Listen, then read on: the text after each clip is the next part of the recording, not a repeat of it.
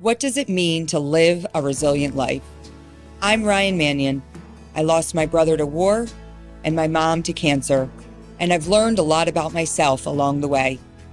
Now, as the CEO of Travis Manion Foundation, I'm on a journey to explore what it means to be resilient against life's many challenges.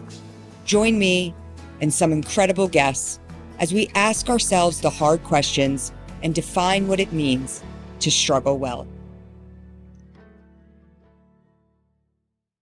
All right, we are back today with another episode of the Resilient Life podcast, and I'm here with Meghan McCain. And Meghan, I've been so excited to talk to you, and I have to tell you that you're like the Kevin Bacon. We have so many different degrees of separation. It's like unbelievable. And yeah, we have a lot of mutual friends. yeah. It's nice. And, Uh-huh. I was thinking, your sister-in-law came to us a few years ago with an idea. Well, it was actually something that she did at Arlington, and it's grew into one of our largest awareness campaigns for Memorial Day, the Honor Project. And, Yeah. but I was thinking back to kind of the first time that I got a chance to really know your family.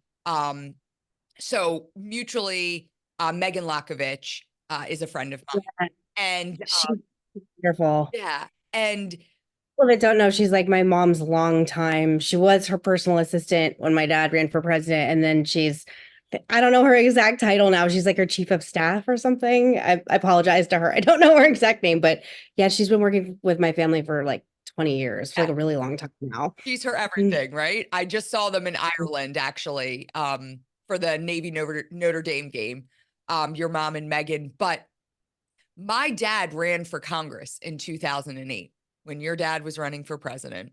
And we're in Bucks County. So of course, you're a candidate for Congress, for president, for anything, you're coming to Bucks County, right? And they asked my dad to introduce your dad. And we were so excited my dad was so honored and excited for that opportunity. And so it was down at Shady Brook Farms in Newtown.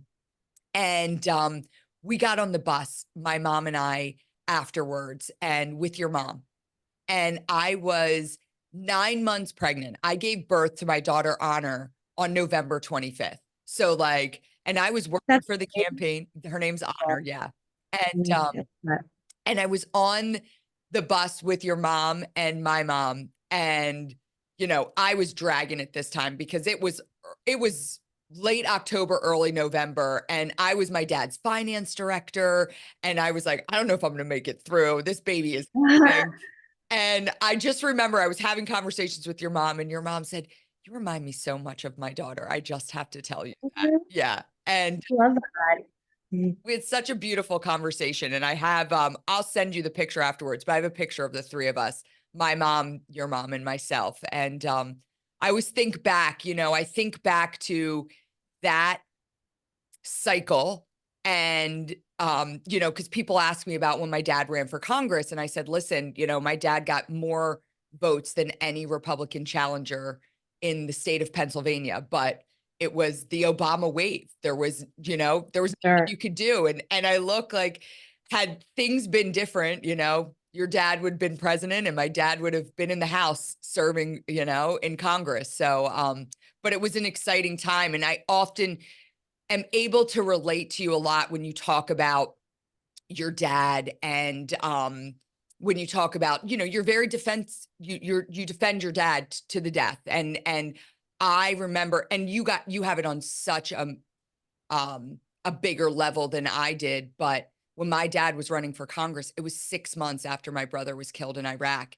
And people said some horrible things about, my dad was running, it was exploiting his son's death. And it was so hard to hear. And so every time, I see you standing up for your dad, for, somebody saying something, I'm like, I get it so much. And, I did the same exact thing and would continue to do the same thing for my dad. Yeah, I love that. I didn't know that you had met my dad. You must have been like very young in 2008 because you look really young now.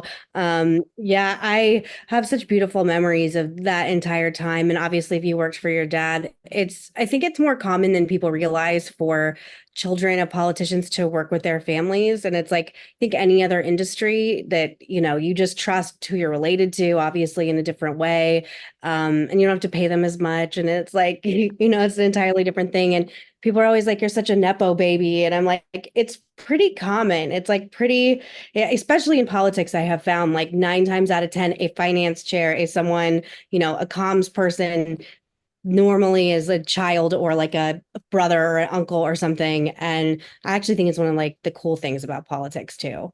Well, yeah, I mean, listen, um I had no, I didn't know what a finance chair was, but they were like, listen, you're the person that makes sure your dad makes the calls.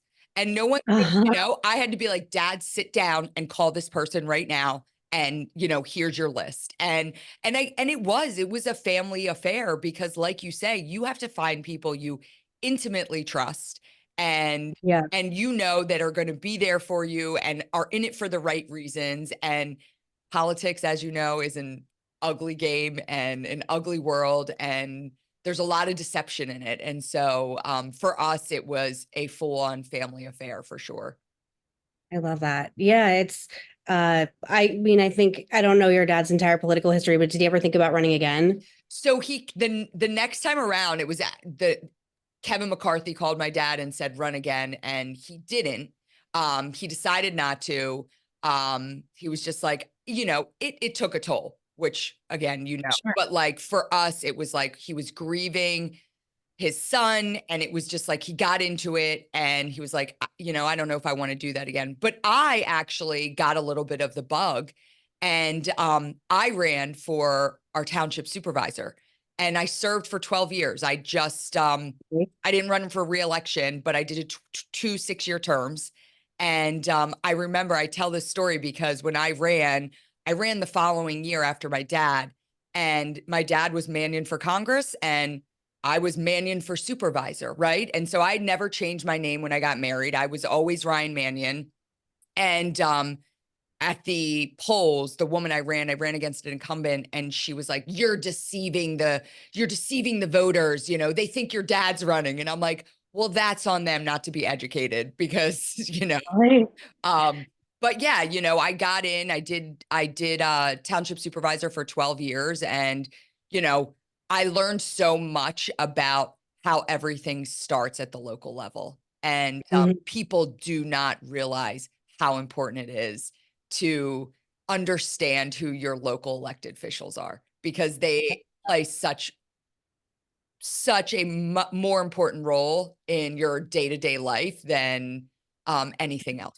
So I think after COVID, people are much more totally. cognizant. I think I know I am. Not that I wasn't before, but now I'm like very, because they run everything. It was the difference between if you could go outside and, whatever, go to a store and not, if your kids were masked or not, depending on who locally was, running everything. So, are you going to run for anything else? I don't think so. I think I've thought about it. I like what I'm doing now. I feel like, again, I feel like I have so much more of an impact when I'm not um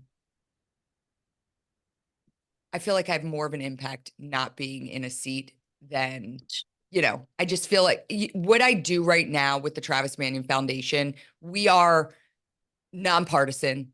Mhm. And for me, I feel like I can affect more of change that I want to affect doing what I'm doing Sure, now. So sure. I understand that. yeah. Yeah.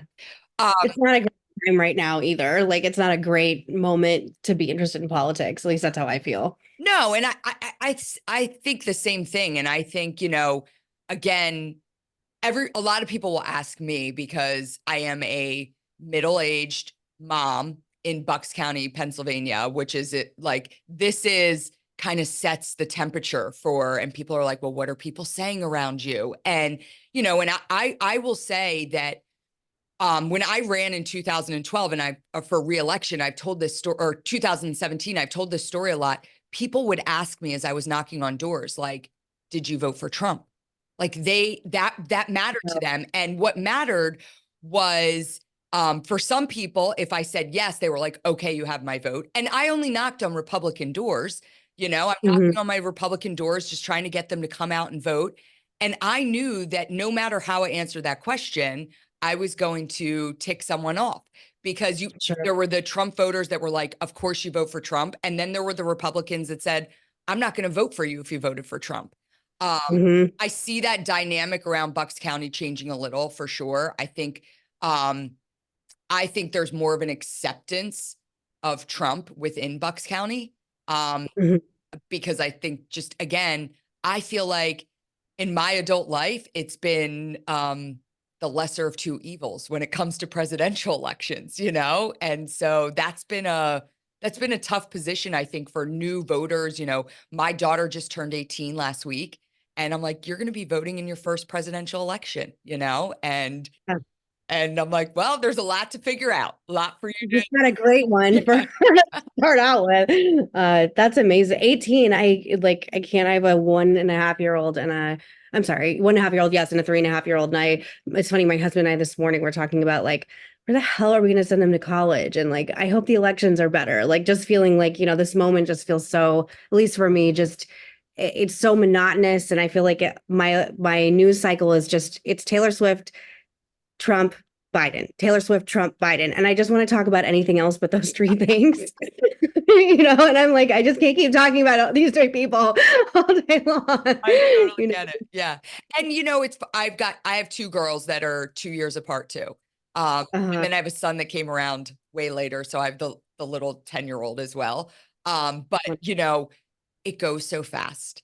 And so like you saying I have a 1.5-year-old and a 3.5-year-old, like, I feel like that was yesterday for me. And my 18-year-old is leaving for college this week, That's crazy. Yeah. And so, how do you feel? Are you sad? I am feeling all the things. I am not an overly emotional person. And so, as I've watched my friends send their kids off to college and they talk about, oh my gosh, it's so hard. I'm like, okay, yeah. But I didn't feel like I could really relate, and I didn't think I would be that person. I'm riding home yesterday in the car. I'm playing like, Mamma Mia slipping through my fingers, and I'm crying. Like, I'm intentionally making myself sad. I'm putting on the sad songs about like mother and daughter relationships. But yeah, like for me, especially with my first, I'm like, she made me a mom, right? And I think back, and I was a young mom. I was 24 when I had her. And so like, I think about now, like, I've got a kid going off to college, and we grew up together, largely. Like, I feel like I learned so much about who I was from her. And I said it this morning before I came down here, her 16-year-old sister's still asleep in bed, and she's going out for a run. And I said, I don't know what I'm going to do without you. Cause she's like, I'll get Travis breakfast. Cause my 10-year-old's like, I'm hungry. And she's like, I'll take care of it. And I'm like, what am I going to do when you leave? Like, I'm still in bed, So, I don't know. It's a weird feeling to be in, because you start thinking about, oh, she's leaving, and then my other daughter's going to leave. And like, next thing you know, like, that life that you had, you've created this life with your husband and with your kids, and it's going to completely change, So. Yeah, I really don't look forward to that at all. I'm so, obviously, like every mom, you're just so attached, and you're right. Your life is just so, we're taping at 10 a.m. and part of the reason, like, I had to get my daughters up and ready, and one of them to dance camp this morning, like before I could do this, just stuff like that, where you're like, your whole life changes. I wish I had had kids sooner.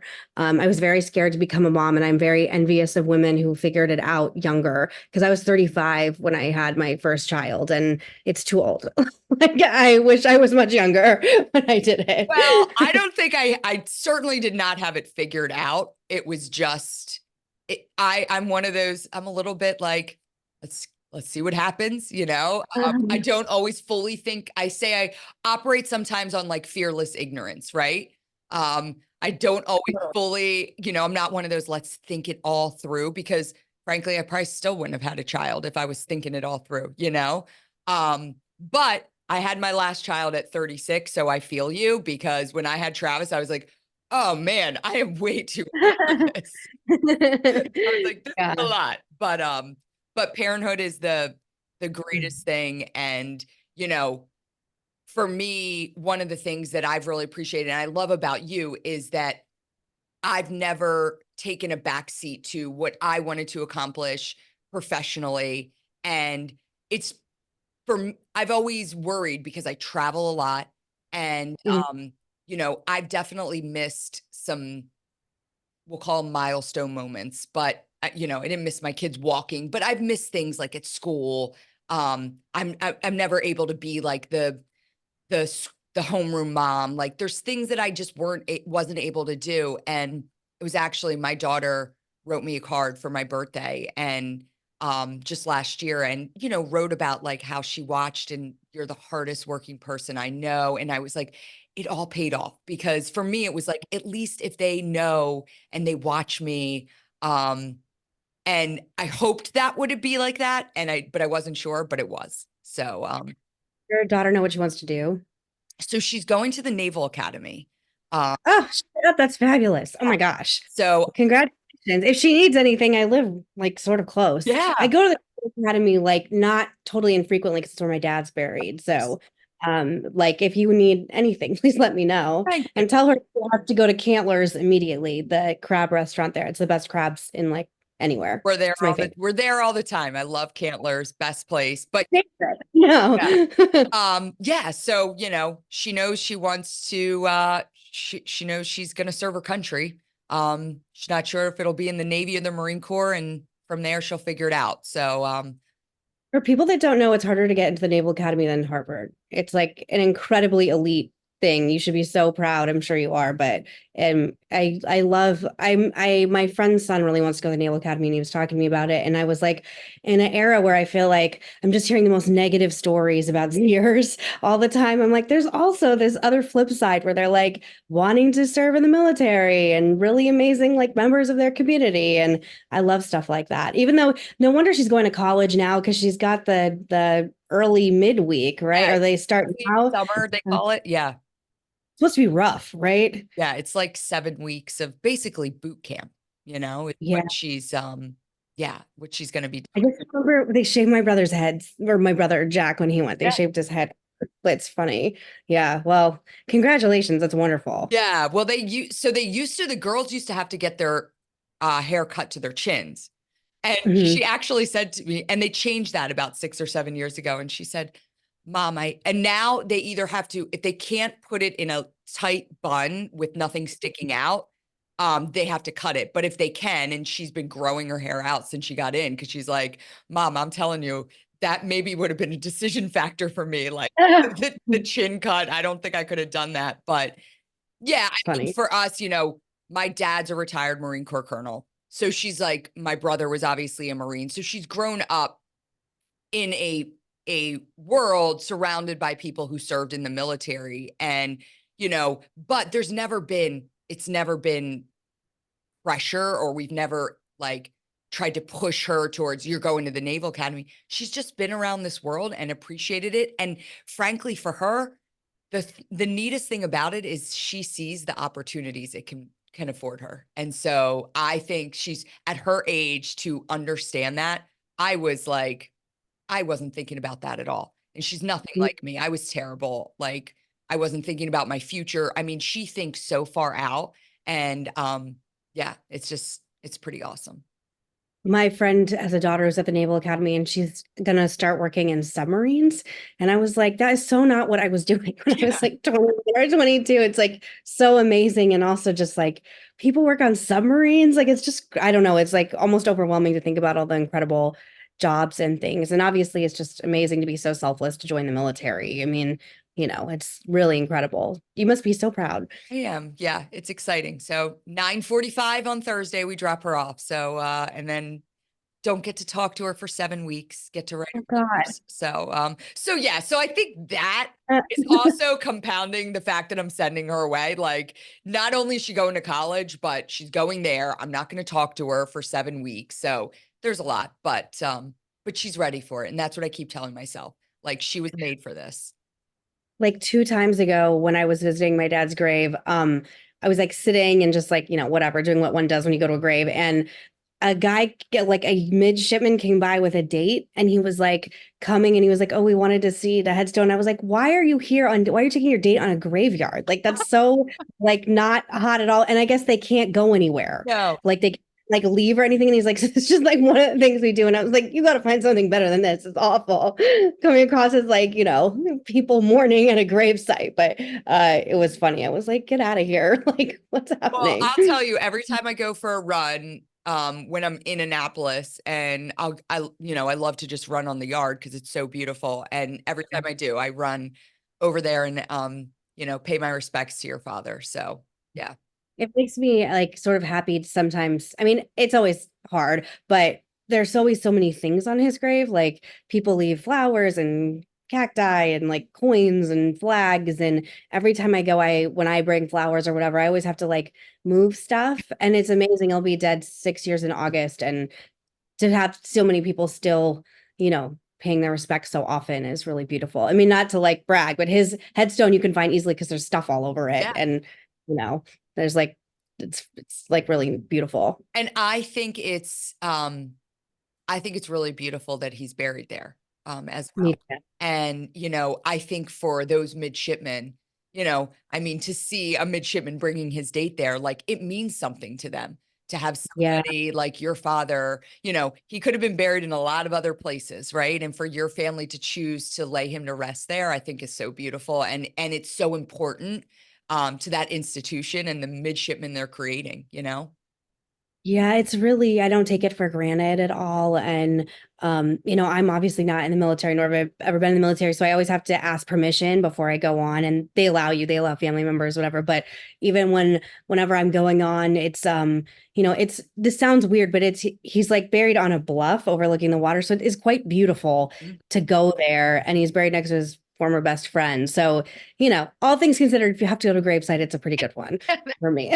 There you go. The other thing too that, I feel really connected to you about is my mom died in 2012 from cancer. And 8 months, when she was diagnosed with lung cancer. Um, Not God. Yeah, and it was terrible because she was picking up my daughter, Honor. She went to pick her up, and Honor kind of like wriggled around, and she was like, "Oh," and she grabbed her wrist, and I was like, "What happened?" She's like, "I don't know. She just bent my wrist funny." And we were at the beach that week, and her wrist kept bothering her, and she put an ace bandage on it, and just said, we joked around that my 3-year-old sprained her wrist. It was like the joke. We got back, and she went to her friend who was an orthopedic and was like, "Hey, something happened." He took an x-ray, and he said, he clearly saw something on the x-ray, and he sent her down to Penn. And within 24 hours, she was being operated on. She had a tumor in her wrist. Ugh. And I'm thinking, oh my gosh, my mom has bone cancer. This is crazy. Well, it was lung cancer that was all over her body, and, Ugh. completely symptomless. And it's the scariest thing for me because I think about like how you can just be operating and not have, my mom wasn't a smoker. She didn't have this lingering cough that we were like, oh, you knew this was coming, right? And to just all of a sudden one day wake up, and really my daughter had broken her wrist because she had so many tumors in her wrist that her bones were so fragile. But we found out Gosh. within 48 hours that she had lung cancer. It was everywhere, and they gave her 8 months to live, and she died almost 8 months to the day of that diagnosis. And you know Sorry. my brother was killed in Iraq. So we get this knock. It's like you learn the worst news of your life, and it's this tragic, shocking moment. And I'm often think about like, and it's this kind of morbid thought, but like, which was worse? Was it just like learning that my brother died, or was it watching my mom die this slow and painful death? And for me, you know, my mom's death was so hard because you just saw her life slipping away. And I know, again, you were your dad's caretaker. I was my mom's. I moved my family in. We lived a mile down the road, but my family moved in with my dad and mom because my dad was still working. And I was like, I'm going to take care of her. And it was really tough. And so I understand and I can feel what you went through with the loss of your dad as well.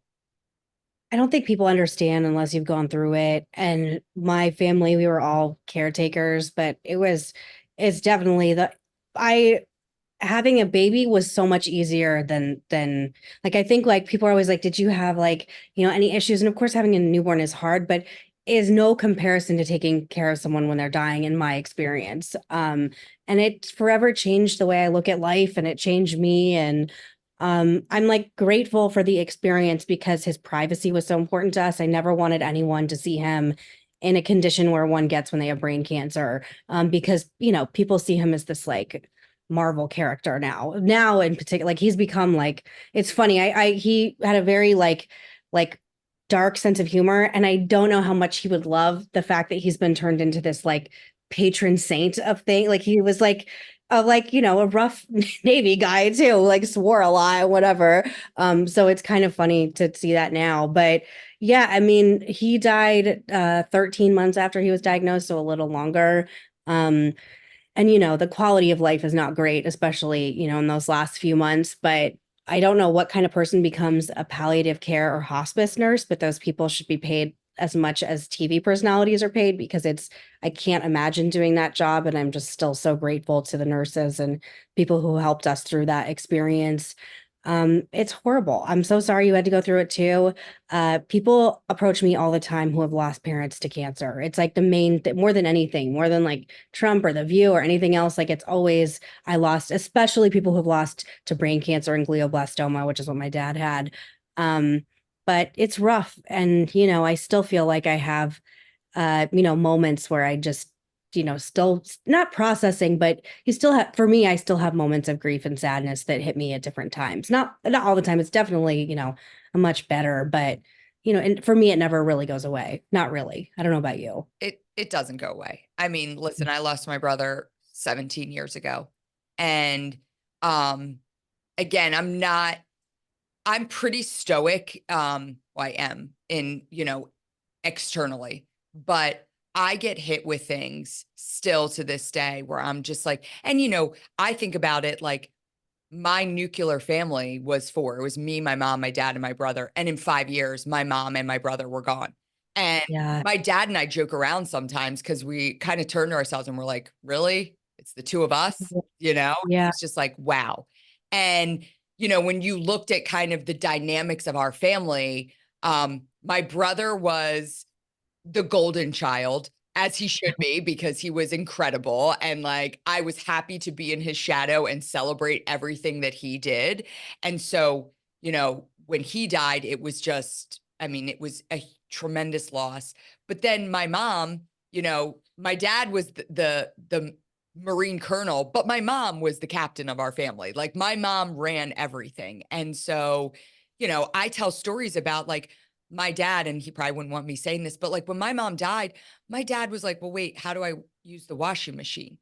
Oh, sure. I mean, That's calm. yeah, my dad made, for dinner, he knew how to do two things. He could make tuna fish or fry an egg, and I'm Uh-huh. like, he needs to learn how to cook, I mean, and it Yeah. was this, I dealt with so much more. I had really, really crippling anxiety after my mom died.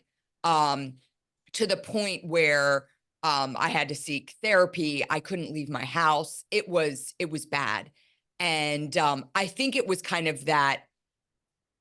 It was kind of with my brother, I kind of pushed my grief aside because when he died, it was very publicized. And so we just kind of captured the moment where we were like, we're going to live for him and we're going to do things for him. And we started the Travis Manion Foundation and we got real big real fast. And my mom was running it and we were setting all these goals and we were out there, and the Marine Corps and the military in general, they do a great job of like honoring. And so I feel like there were ceremonies and memorials for years after his death. And so it was very busy and there was like time and took up a lot of me processing his death. With my Sure. mom, she died and it was like the world went black. And I'm like, Sure. oh my gosh, like this is crazy. And I couldn't process it.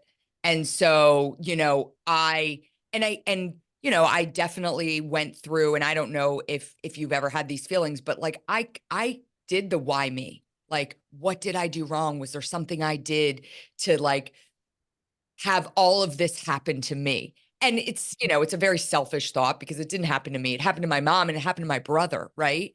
But for me, I was like, how can my mom was my rock? I still dial my mom's phone number today. Like I kept her phone number and I just dial it to hear her voice on her voicemail. Um, Mhm. and I have those moments where no one's no one's saying what I need them to say to me. And I'm like, my mom would be the person that I could talk to about this, and she's not here. And so that's the hardest for me. Yeah. I was like a feral animal after my dad died. I was like just a mess and did all the things like therapy and I didn't go on medication, but I probably should have. And I had a really hard time processing it for, all the reasons you did. And then it was so public too Yeah. that people like didn't really know how to talk to me. And then I was working on this show that was obviously like very combative and chaotic. And to say that they were not sensitive to what I was going through is putting it like very nicely. I always tell this story when I first got there, when I was working at The View. A story was leaked about me that I was like a cold ice princess, and they nicknamed me Elsa. And I remember talking to the executive producer and being like, I wonder why I'm sad right now. I wonder why I'm a little cold and I want to be best friends with everybody. Like, and I feel like that for me made it so much worse too, because I wasn't like surrounded by people who were compassionate or really seem to care. But it's now been a long time and I feel I'm in a much better place, but I definitely still have moments. The anniversary of his death is in August, and August is not always great for me. Like toward the end of August, I always have to make sure I'm in a place that's like private and healthy at the anniversary of his death. And his death and his birthday are like 4 days apart, so that's not that fun either. Yeah. But Well, but, and I think, I always people have it worse though. I mean, you've lost your brother and your mother. Like I always think of like the worst.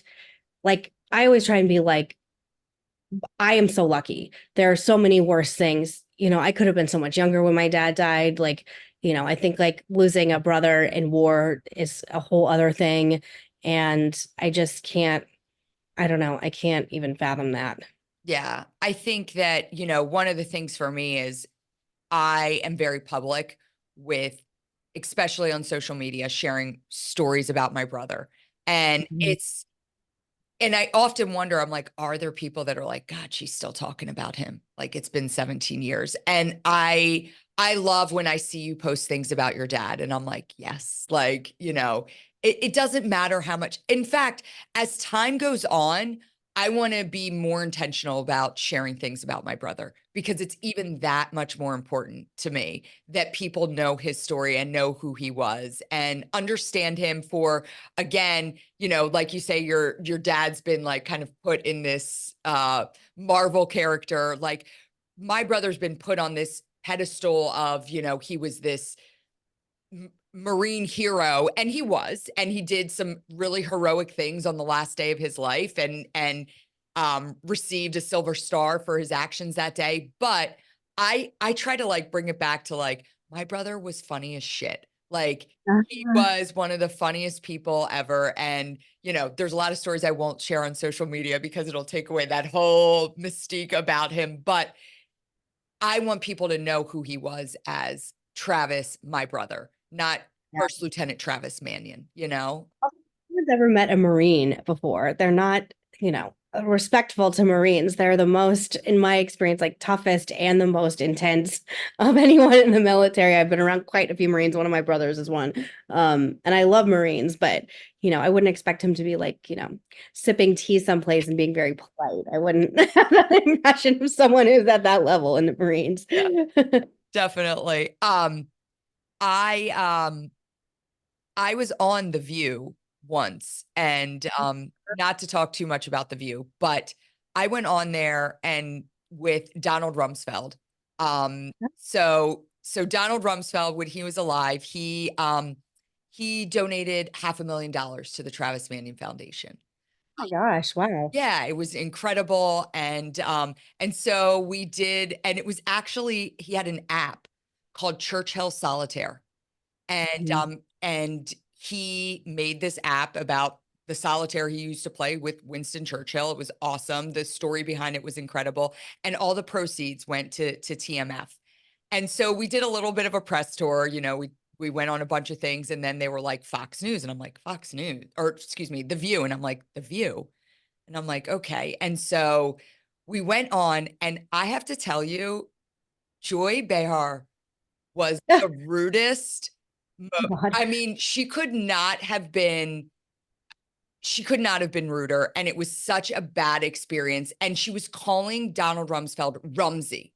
And she was like, oh, Rumsey. And I found it so disrespectful. And the way she was, and he was older at this time. It was just a few years before he died. And I mean, he was completely mentally cognizant, but still, like the level, like she had no respect for him. And you could tell. And she was doing this like playful thing with him where she was like, I don't agree with anything you've done, Rumsey, but you're still a nice guy. And it was just so off-putting. And afterwards, I got a picture with Whoopi Goldberg because I was like, it's Whoopi Goldberg, ghost. I got to get a picture with her. And someone said, oh, do you want a picture with Joy? And I like had to I was like, I was like, oh, we got to go, did one of those. But I was so turned off by like, you could feel you weren't on yet, or you weren't there that day. But you could feel the toxicity it was just not a warm environment. And we had done everything from like, we were on the Today Show the day before, we did a bunch of stuff on Fox News, but like everywhere we went, there was a level of respect that they gave to him. There was a reverence they gave to me when they shared that I was the sister of Marine First Yeah. Lieutenant Travis. Like, I mean, they introduced me, and they could have been introduced. I could have been anyone. Joy was just so uninterested, and it showed. It was a wild experience. Well, I'm surprised they did that just given that you're the daughter of a fallen soldier. I would expect a little more reverence, but there were so many incarnations of this. There's been so many like different versions of the show. I don't know who was like producing or whatever, but I'm sorry you had that experience, but I'm also not surprised because, when the funny part was when I was there, if there was someone like you on, like a military person, a Republican, anyone, they would always just like suck to me immediately because they knew I'd be like a safe space. Yeah. And it makes me sad that that is something that even like has to exist. But I'm sorry, I'm not surprised to hear that story. People share bad stories about that show with me all the Yeah, time. I'm sure I'm not the first one. I actually went on again during COVID. I can't remember the girl's name. I don't know if she's still on it. It's Sarah. She's the younger girl. Um, Yeah, she's very nice. Yeah. Very nice. And we actually did a segment on like kids and COVID and what it was doing to young children. And she was great. And that was a good experience. But yeah, my first one was rough because I just could see how Joy was what she was doing to Donald Rumsfeld. Like you could tell she was being unkind by being sarcastic with him, and it really bothered me. But I would never call him Rumsey or yeah, what. I mean, it's just he's a cabinet member. yeah. I'm not surprised to hear it, but I feel like, she is who she is, man. Well, you had to live it. So, but the other thing the other thing I love, I keep saying the other thing I love about you, but I've been waiting to talk to you for a while is I love your mix of politics and pop culture. And I am a Real Housewives junkie. I'm currently rewatching Beverly Hills. I'm in the early stages, and it's funny now because I'm watching, this is just when Russell killed himself. Oh, So this is like back in the day. And when you watch Real Housewives, like you see where they are now. So to go back and watch it, you're just like, it's wild. And so I'll go back and rewatch seasons frequently. But I'd love to know, What is your favorite franchise? It like depends which one's doing the best. Beverly Hills is pretty solid. Yeah. I love Erica Jane. I'm like lucky enough I'm friends with her. So it's like we're like real friends. People are always like, "Are you friends?" I was like, "No, we like texting, FaceTime and stuff." And I see her when I'm in LA. Like she's a great person. And she's also, by the way, a big supporter of the military. Her son is in law Yeah. enforcement. Yeah. She's very pro. One of the things I always really like about her. So probably Beverly Hills, but I don't know. New York used to be really good. I did not love the reboot. No offense to the people on it. I just like they're also like my age, and there's something like I like an older housewife, like 50s, 60s. I'm gonna be 40 in October, and I was like, I just don't know if I need this. Like, it's a different kind of show. I don't know. I like which I mean, Salt Lake City's pretty good too. I really like Salt Lake City too. But did you see last night on New Jersey there was like a horrible fight between Jen Aiden and Danielle, and they like pushed each other and then threw a glass, like a actual like glass on someone's face. It was crazy. Well, Like old school New Jersey. there's no reunion for this year. I saw that the reunion was canceled. I just had Leah Mobb on my podcast. Oh, really? And She's so smart too, yeah, yeah. and I loved her. And you know, it was, listen, don't talk about Bravo or Andy or the lawsuit or any of that. And you know, I was like, I don't need to talk about that. We spent an hour talking about addiction and recovery and what she's been through. And I loved her on New York because I told her, I'm like, I loved how you walked in and you were with such an established franchise and with big characters, Luann, Ramona, Sonia, like those are hard people to walk into a room and be like, okay, I'm here. And she did it. And she was like, no bullshit about her.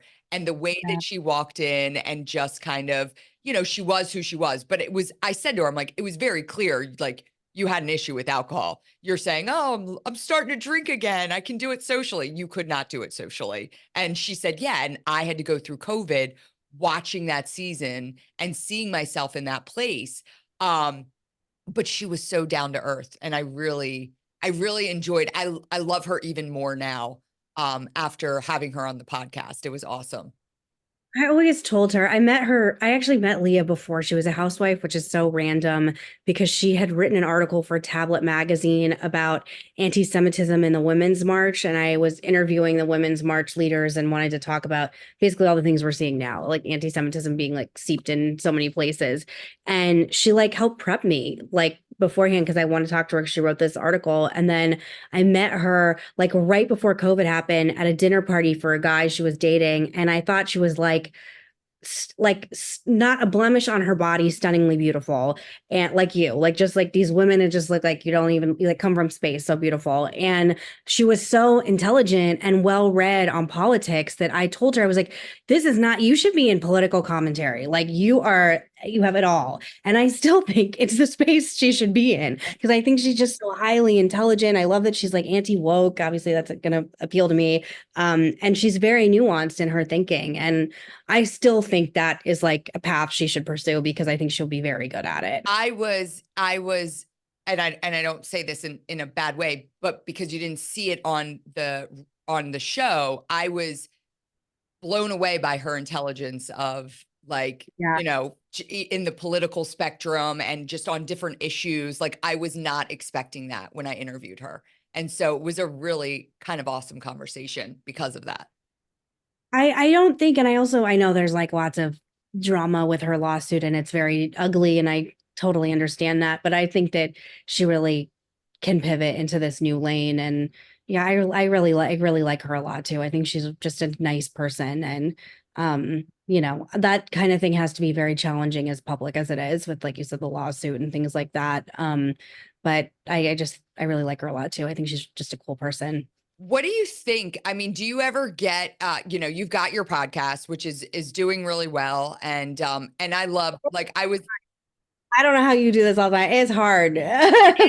so I started during COVID Uh-huh. because I was just like, oh, what else am I going to do? Right. I'm in COVID. And it was actually, we started it through the Travis Manion Foundation because our board was like, oh, well, it was Alex Gorski, who was at the time the chairman and CEO of Johnson & Johnson. and he's on our board of directors. And he said, I hear about these podcasts, it was just, and I said, yeah. And he's like, why don't we try that? And I said, oh, well, I'll start a podcast if you're my first guest. So at the height of COVID, I have the Oh, CEO wow. of Yeah. Johnson and Johnson, and he was like, okay, I'll come on.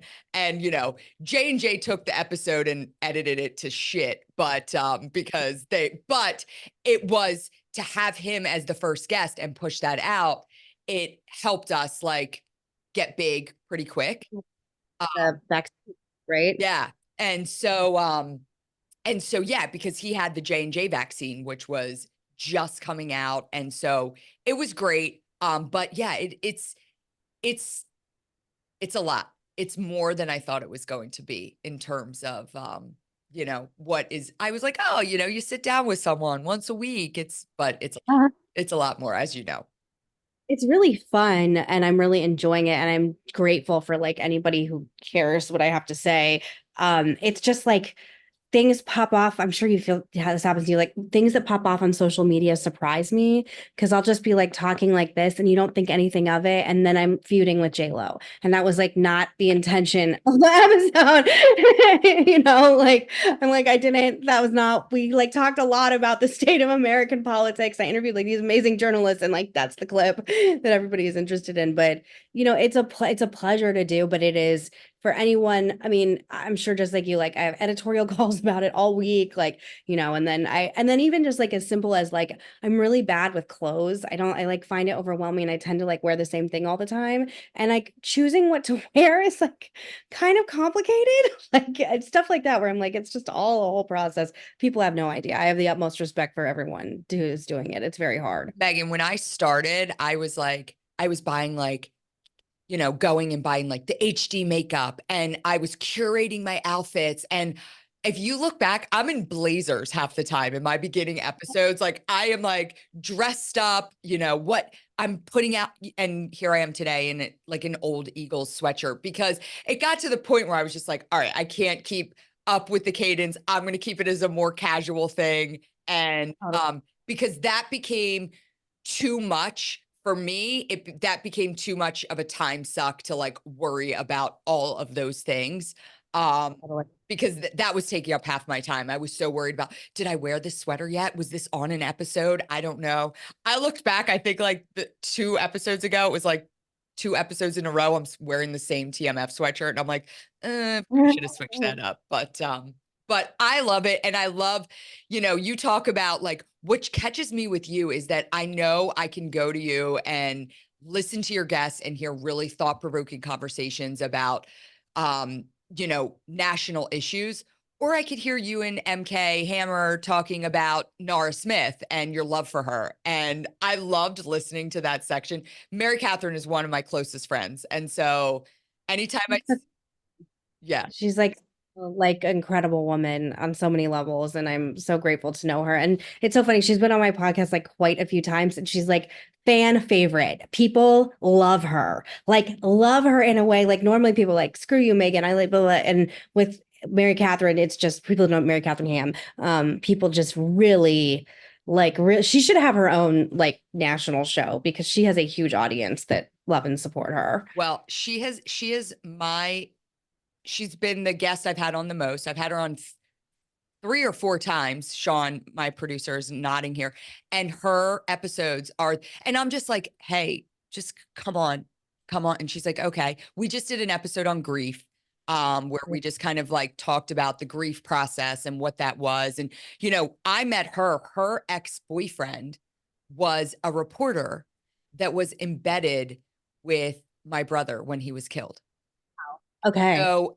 So I met her in 2007, like immediately after Travis was killed, like the guy she was dating at the time, like came back and was like, I was with your brother and, introduced us to Mary Catherine. We always say like they broke up and we kept her. We were like, okay, bye guy. And she's been on our board at the Travis Manion Foundation since it was literally my mom, my dad, and myself. It was like the 4 of us and Mary Catherine, that she's original back in the day. And we talked about a lot, like when Jake died, she said, I wasn't connected to the military, but I had all these widows. Like, it was like, I know where to go. I know where to go to be around the people that are going to help me deal with this. And so, but her episodes are some of our most listened to episodes for sure. It's and I've had some really big guests on, but if you go back and look at the numbers, I'm like, Mary Catherine, you perform really well. You got to come back on. So she's awesome. Yeah, yeah, she's a really wonderful person. I'm grateful to know her. And I listened to your conversation I was saying with you guys talking about Nar Smith. And I was like, I know her. So listen, You know Nora Smith? well, no, I don't know her, but I knew who she was because I imagine that a lot of people listening to your podcast are like, who's Nara Smith? Right. But I was like obsessed with her as soon as I saw her come out. And I've got a TikTok account for better or worse. If you want to get rid of it, if you don't want to get rid of it, I find TikTok massively not just entertaining. And I was trying to tell somebody this who was telling me that TikTok is the death of America.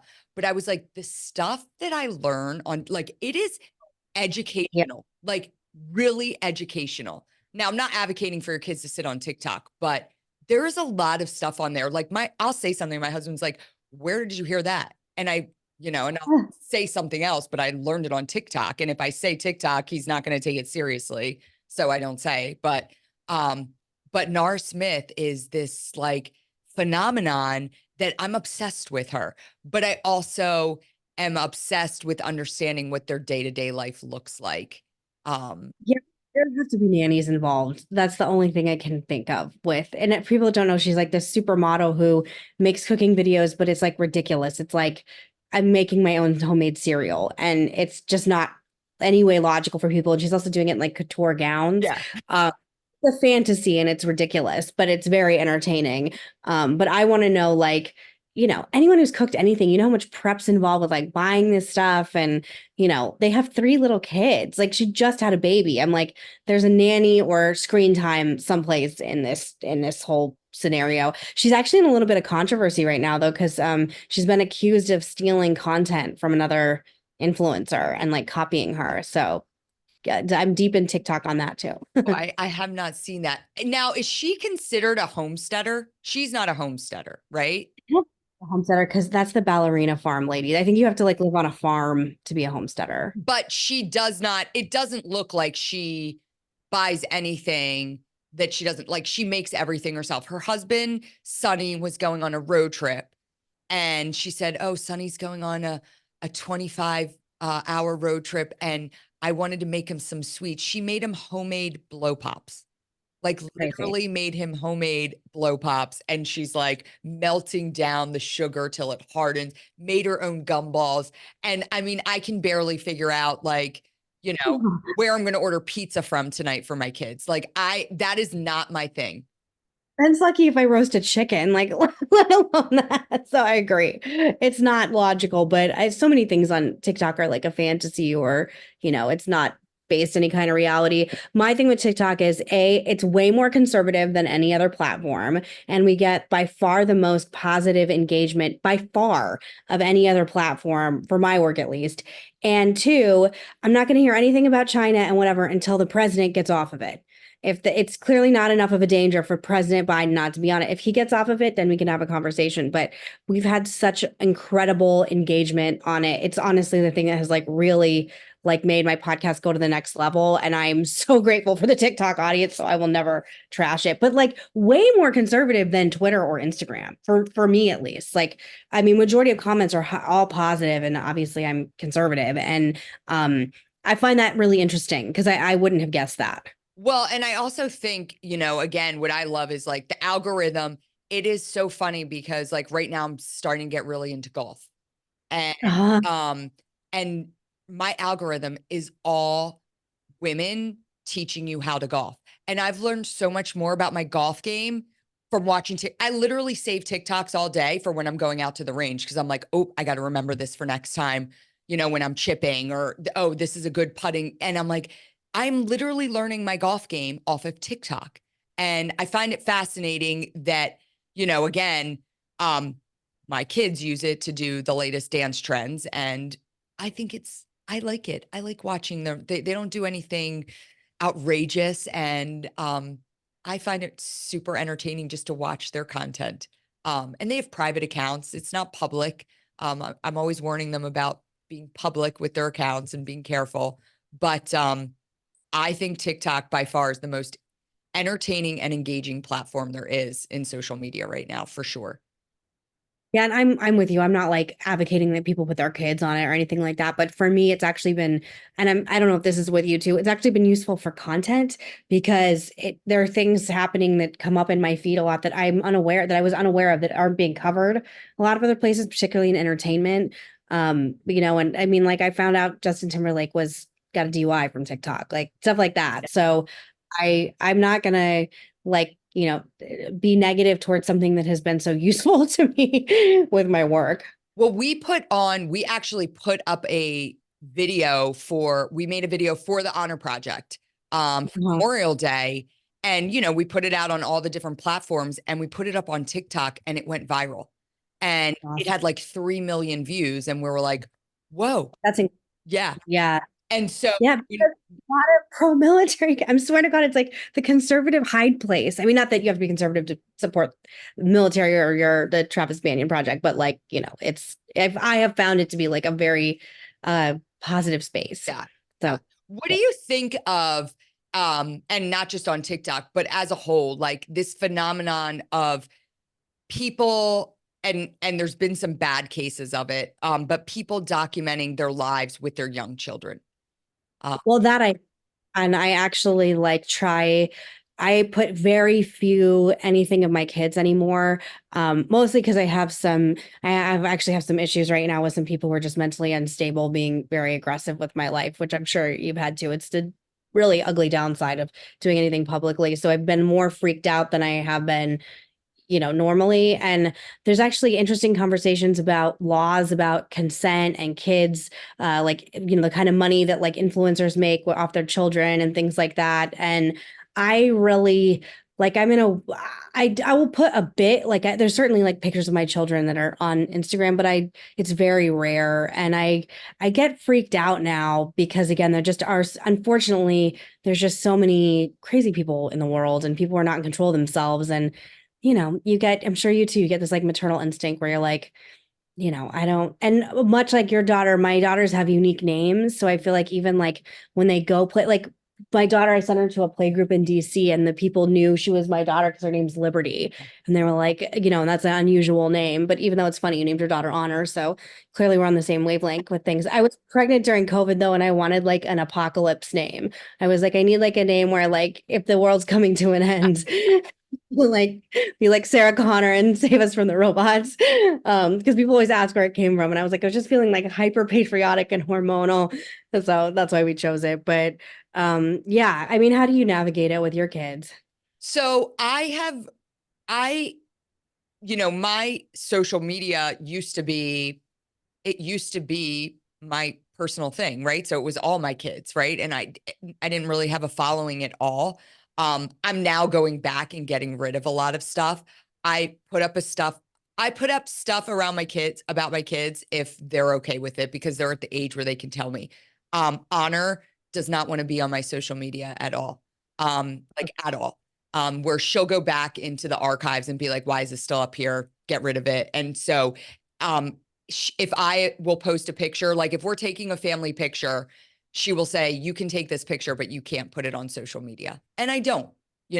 So you see a lot of like, it's like us without honor in it. And, but she doesn't want to be on and she's 16 years old. And it used to be a joke where I would post something and then she'd DM me and say, take this down or I'm going to report you, Oh, and, it'd be like a first day of school pic. And it was like this funny banter. But now, as she's gotten older, I think a lot of her friends follow me now.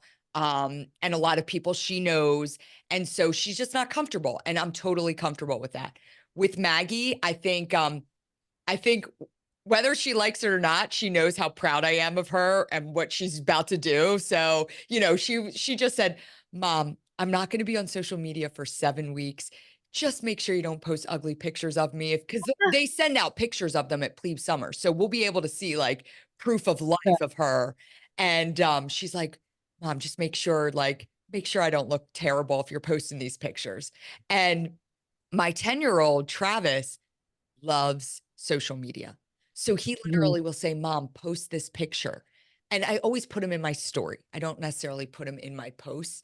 And then he likes to go back and look but he'll say, can you do a real post about this? So it's very interesting because kids get into it. Like he asked me to do a birthday post for him. He said, will you, Sure. because he likes to see people saying, happy birthday, Travis. But there's like that with like you and I, and we post and we decide when we want to post content of our kids. But there's also this whole other kind of like, I think they call it like vlogs, like it's like family vlogs, right? Where like it is them documenting their every action every day with kids that are way too young to be making the decisions whether or not they want to be all over the internet.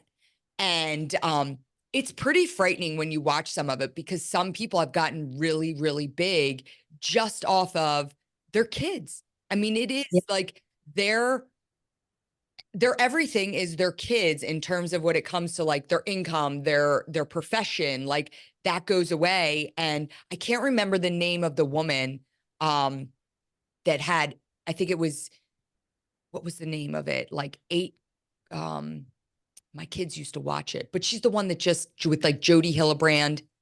Um, she just her kids were like being abused. They were like tied up in the house. Yeah, that was off Ruby something, right? Is that right? Ruby Frankie. Yeah. Oh, yes, Psycho. Yes. Eight Passengers was the name of her YouTube channel. It was called and YouTube has taken it down, but they took it down after they found out she was abusing her kids. But like for kids to be, they're in this spotlight. You are literally following this family around, and on the backside, she's literally tying her kids up in the bedroom and like starving them. It's wild. Or that story was really obviously very disturbing. I also wonder, because I saw an interview with John Gosling about from John and Kate Plus Eight talking about how like he regrets reality TV with his kids in general. And I actually wonder how the Kardashians are going to age with there was a minor controversy because Kim Kardashian's daughter Northwest performed at the Lion King and people were not happy about it because it was not the greatest performance everyone has ever seen. And it was brought up as a topic for me to discuss, and I was like, I don't want to talk about a minor because it makes me uncomfortable, and she's a little girl, and I just think it's like it's inappropriate. And it's weird that like there's a child that's literally there, her entire life has been documented since birth on reality TV, and I'm curious about that. Yeah. Like it seems kind of like a sick experiment, like very like Truman Showy. And I think we all have to like be cogent that there are, I have a friend who works in law enforcement, and she was telling me that like there are just way more pedophiles on social media than you even realize, Yeah. and people targeting kids and people, and so that has really obviously impacted me. And I don't know what the right answer is. Like everything, I think we're all just trying to navigate it best we can. Um, but I do think there will be more laws regarding like, I think it's kind of child labor, Yeah. and the that goes to the families should obviously go to some should go to the kids as any other like child actor was. I actually I hope he's not offended that I share this story. I'm friendly with the actor Josh Peck. We have the same agent. And we had dinner, I don't know, a few months ago. We were both in Florida speaking at the same place. And I just asked him about like being a child actor. And I was like, I just don't think I could let my children like do that. I mean, they're not really interested in, I mean, I don't think they're just in acting anyway, but and he was like, yeah, like he basically was like, don't do it. Like I wouldn't ever suggest it. And then it came out, that he was obviously on a show where his co-star was being sexually abused in this like really horrific way.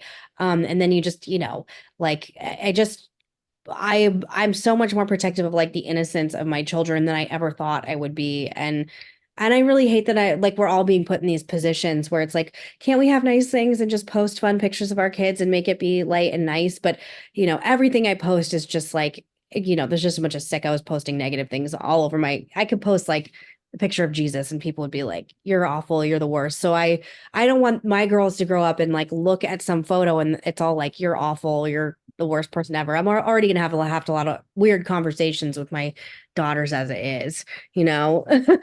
Well, I've gotten to like I've I I've gotten to the place where I have some again, you get some weird people writing in, but like there's things where I won't post a picture of me in like flip-flops anymore or like What because anytime I post my feet, I get weirdos? Yeah, like just I mean we will like I'll Sean's laughing because I've read him the comments but like the DMs I get about my feet where I yeah, now honestly thought maybe I need to start like a feet finder, you know, because clearly my feet are in demand, but it is disgusting. And it'll just yeah. be like, you know, I posted for we have 5K runs called Heroes Runs, and I was debuting the shirt and I was in a pair of flip-flops. And the comment section went from like it started out like, oh, I'm registering, and then the next like there was thousands of comments about my feet, and I had to take it down. Yeah, it was Yeah. disgusting.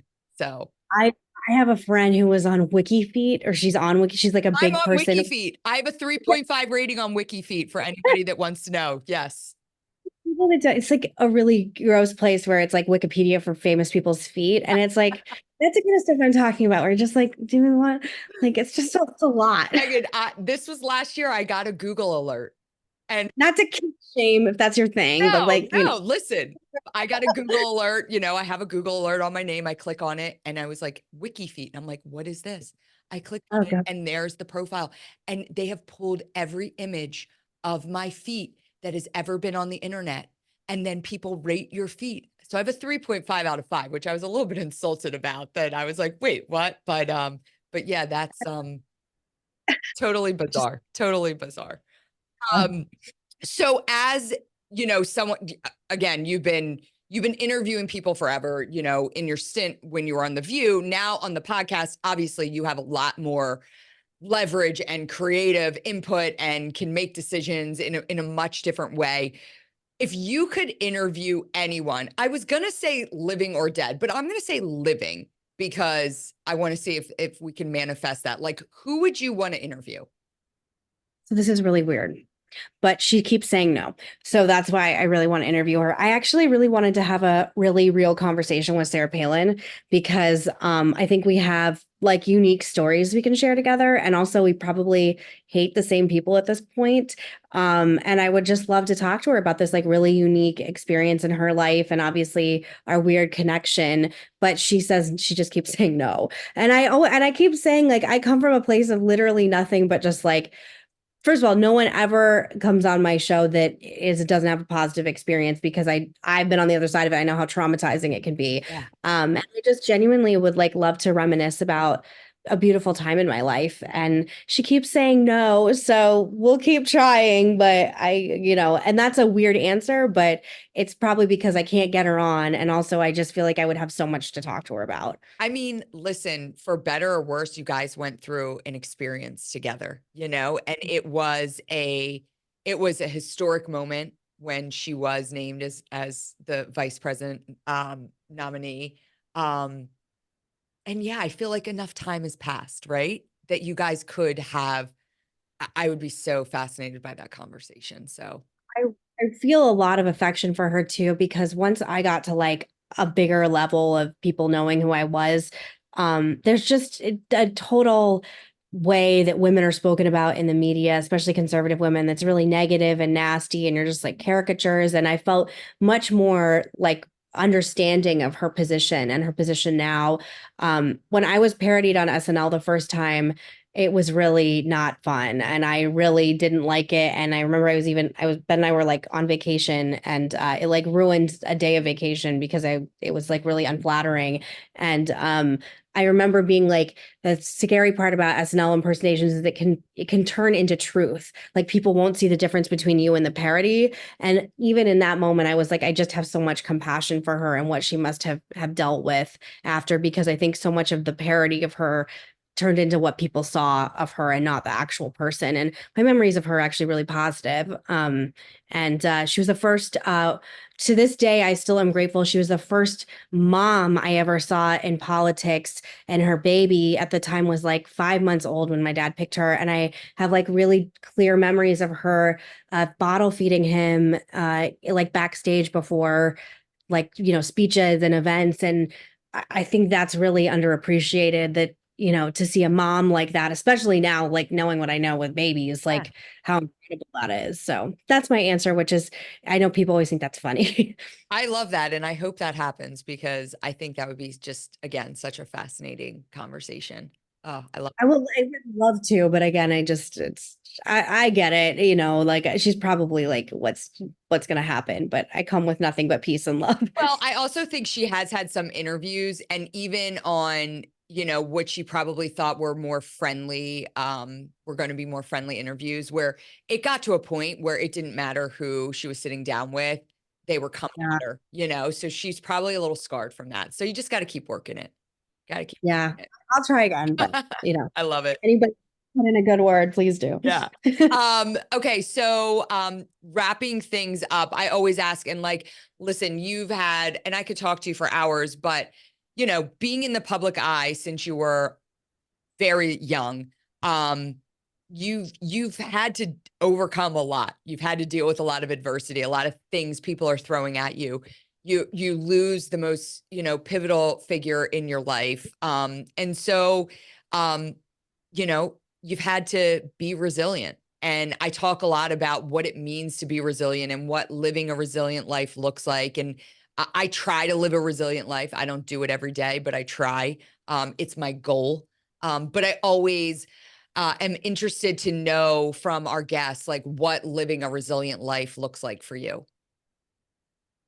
Well, for me, I always try and keep perspective. And one of the things that has helped is one of the things we have in common is having brothers in the military really has always helped because whatever bad day I'm having, I can remember one time calling my brother and it was like something when I was on some show or something and it went really badly. And I remember calling him and he was like, Megan, I've dug sewers in Iraq. Like I really can't like talk to you about your bad day. He was like, oh, did you get your hair and makeup done and go on TV and it wasn't good? Like I can't. And like having that in my life still to this day is like a good place where you can like see outside yourself and see it's not really that bad. That being said, like pain is for anyone when you go through like grief or pain, it's, you know, it doesn't matter your perspective, it still hurts and it's still hard. And one of the things that is, this is so crazy. This is the thing I say to myself and has like the quote that like gets me through everything. And it's a little cheesy, but it's a Rocky Balboa quote about life. It's not how hard you get hit, it's how hard you can get hit and keep moving forward.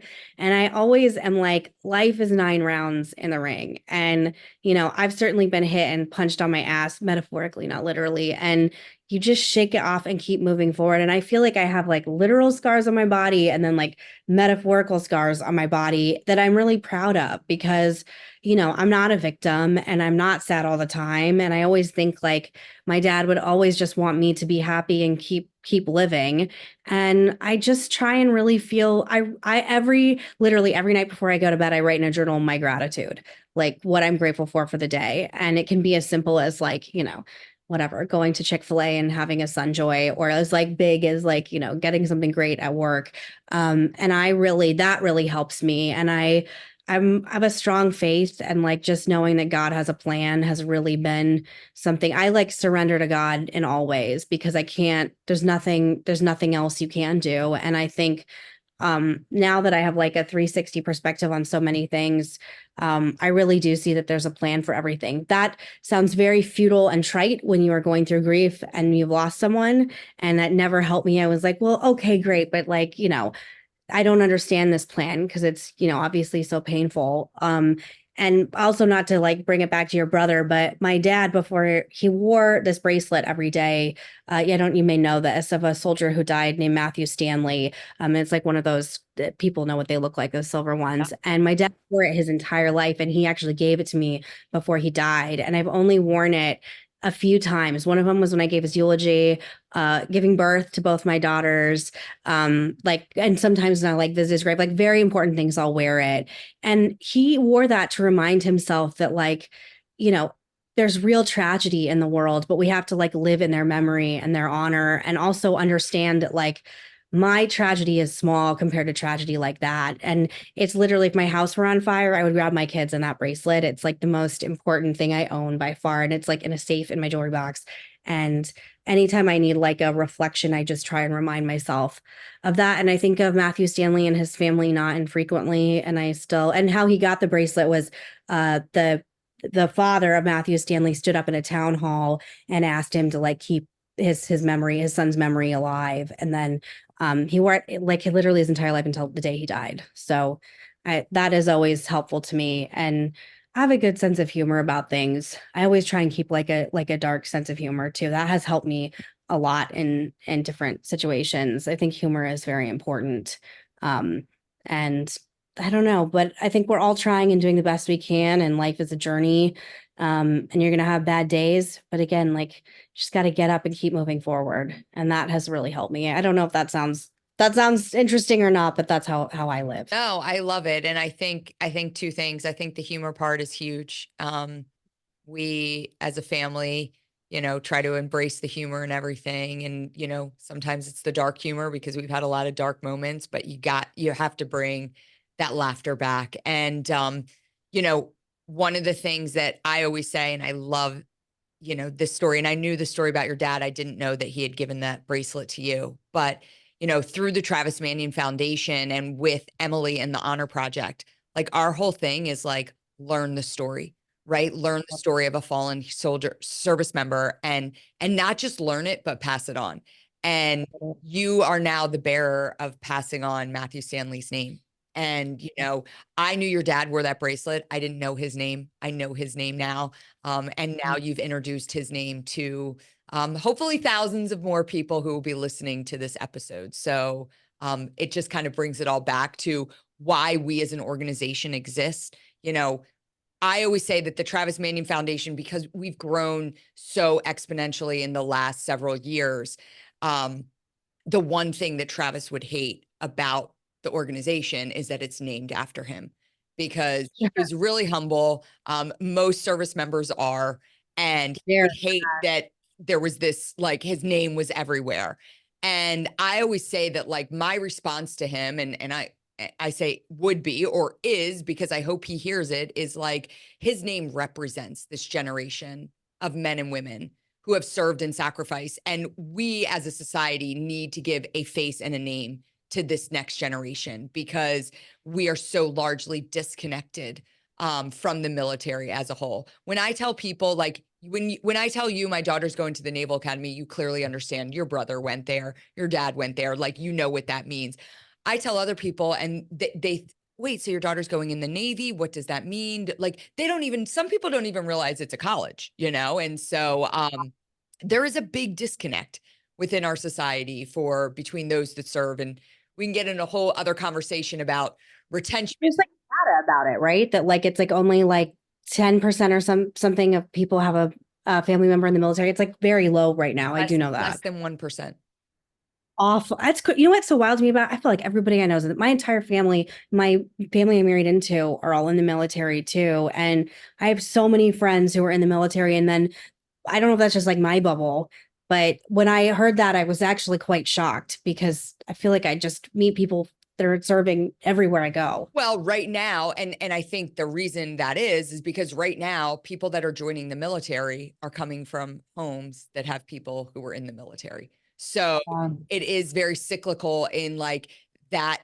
These families are helping to keep the retention going and the recruitment going, but like recruitment's at an all-time low for every service branch but the Marine Corps. They're the only service branch that hit their recruitment requirements. And so it's a scary place to be in as we look at everything that's going on within the world. We really have to figure out what we're doing here to, I think people get mixed up with this idea, like, where patriotism has somehow become like a bad word. And people look at it with this negative connotation. But Makes yeah, I can't talk about it. It makes me insane. yeah, It makes me very upset and very uh just angry, and I feel like it's just a deep level of ignorance, and I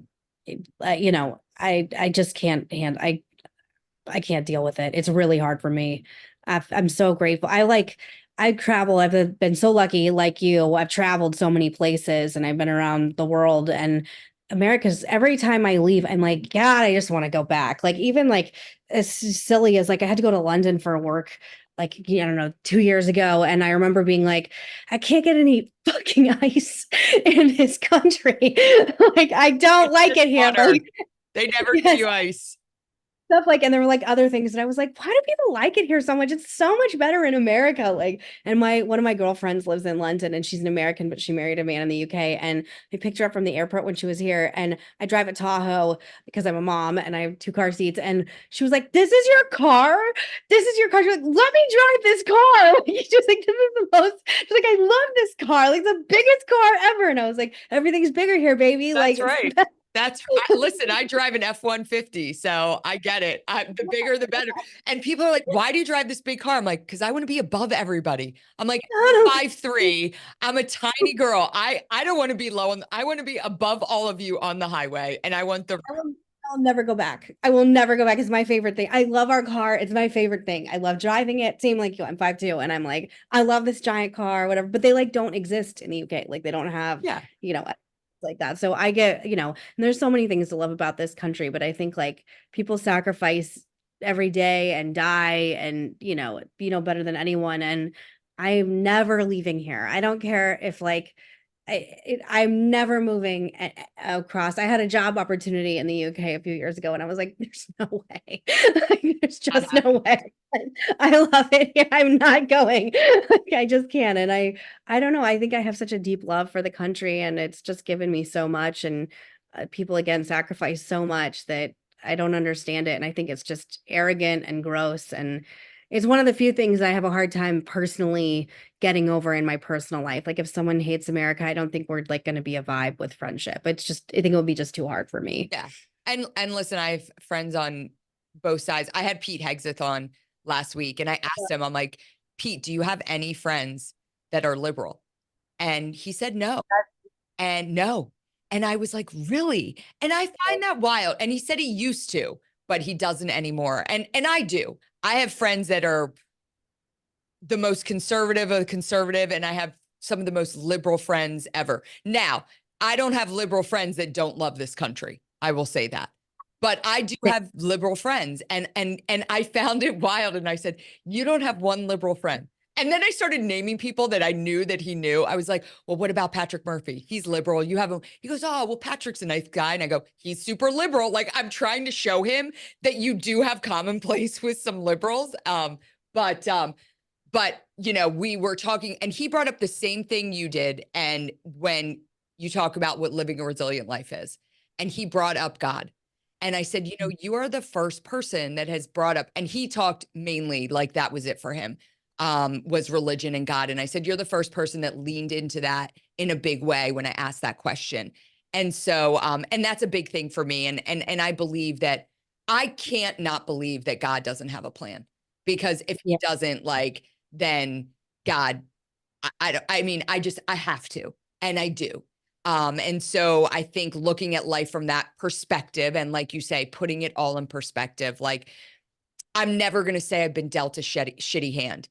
But I lost my best friend. We were a year apart, and then my mom, who was my best friend, who was my confidant, my everything. And so, but I leave it up to God, because clearly he has a plan set out for all of us. And, I love that my back-to-back guests both lean into that, and what a role that God plays in our world and in our lives. And, yeah. I don't always talk about it because like, there are other people who can talk about religion in a much better way than I do, but it's very important to me. And I'm always so glad that I married a man that is like, even more religious than I am. And after my dad died, I just really leaned into the church and scripture, and it's really helped me a lot. But it's not easy. And I don't want anyone to feel bad that it doesn't come easy. It's an exercise for me as well. Like I have to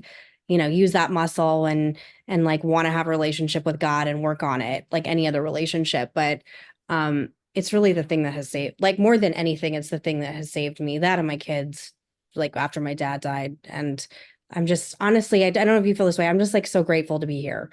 Like I really feel that way. I'm so grateful I'm like here and healthy and happy and like I don't know. I'm at such a, maybe it's like because I'm turning 40 soon. I'm at such a place of peace and contentment that it's the greatest joy. So, Well, you know, I'll tell you, I turned 40 a few years ago. It's not that scary. I actually kind of love my 40s. So, I feel like it's where you start to like really come into your own. So get excited about your 40s.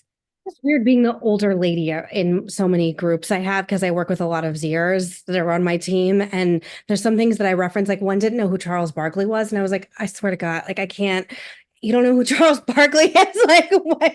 So it's stuff like that where I'm like, I'm not that old, but I guess I am. I don't know. Anyway. Meghan, thank you so much. This was awesome. I really appreciate you coming on. And yeah, I again hope to have you back because I feel like we could keep talking about a lot of things. Sure. And I hope you can come on mine anytime, taking a little break for the 4th of July, which is my favorite holiday. As you must. Yes. Yeah, I love the 4th of July. I'm going home to Arizona. I'm so excited. I'm gonna do all the things. So speaking of patriotic, it's like go crazy on the 4th of July. Yeah. But thank you for having me on. And like I said, please come on my podcast. And I'm so grateful for all that you do. And it's just really amazing work and so important to so many people. Thanks, Meghan.